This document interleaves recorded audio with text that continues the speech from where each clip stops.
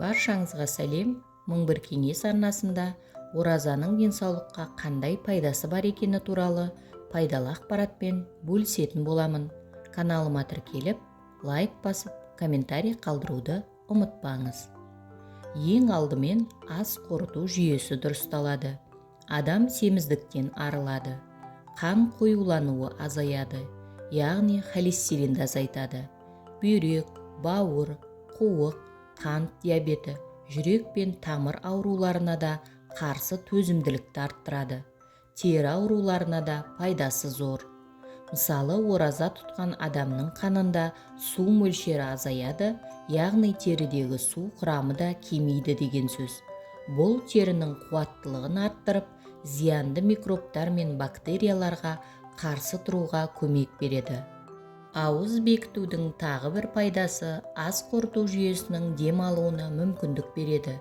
Тамақ қорытуға арналған сөл әдеттегіден аз мөлшерде бөлінгенімен, сөл бөлу процесі қалыпты жағдайда өз қызметін атқара береді. Ораза ұстаған кезде де асқазан қышқылдық бөлуді тоқтатпайды. Сол себепті де асқазанда жарасы бар адам ауыз бекіту кезінде абай болғаны жөн. Ең алдымен ораза жүрек қан тамырлары жүйесін жақсартуға көмектеседі. Өйткені 15 сағат аштық жүректің асқазанға қан жіберуге жұмсайтын күшін тежейді. Сондай-ақ қандағы майдың үлесін азайтады. Екіншіден, көңіл күйді көтереді. Ғылыми зерттеулер оразаның көңіл күйді жақсартатынын дәлелдеген. Себебі бұл мидың рухани, физикалық күйзеліске қарсы тұру қабілетін арттыруға көмектеседі. Ораза адамның ми жасушаларының дамуына ықпал етеді. Есте сақтау қабілеті мен ойлау қабілетін жақсартады. Үшіншіден, қандағы холестерин деңгейін төмендетеді. Себебі ол қандағы майдың жиналуын азайтады. Сөйтіп, жүрек қан тамырлары жүйесін жақсартып, инсульт пен инфаркт сынды аурулардың алдын алады. Төртіншіден, денедегі токсиндерді кетіреді. Күні бойы тамақ ішпеу арқылы адамның ас қорыту жүйесіндегі токсин қалдықтар жойылады. Себебі ораза организмде сақталған майды ыдыратуға көмектеседі. Бұл адамның жігері мен күш қуатын арттыруға алып барады. Бесіншіден, ас қорыту жүйесіне пайдалы. Ораза ас қорыту жүйесін мазалайтын көптеген ауруларды жояды. Атап айтқанда, ісінген ішек синдромы, асқазанның бұзылуы, ішек кебу және жоғары қышқылдықты тоқтатады.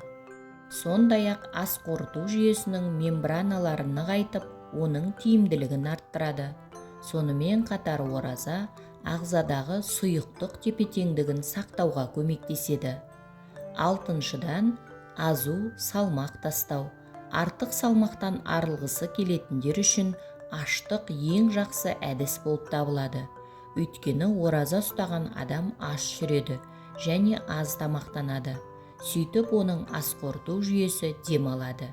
Нәтижесінде асқазан тарылады да адамның тәбеті төмендейді. Ал жетіншіден, ораза ұстаған адам зиянды әдеттерден арылады. Рамазан айындағы ораза темекі шегу және құрамында қанттың мөлшері жоғары тағам жеу секілді әдеттерден арылуға көмектеседі. Бір ай бойы жаман әдеттерді істемеген адам ең соңында оны толықтай тастай алады. Бүгінгі пайдалы ақпаратым кәдеңізге жарасын.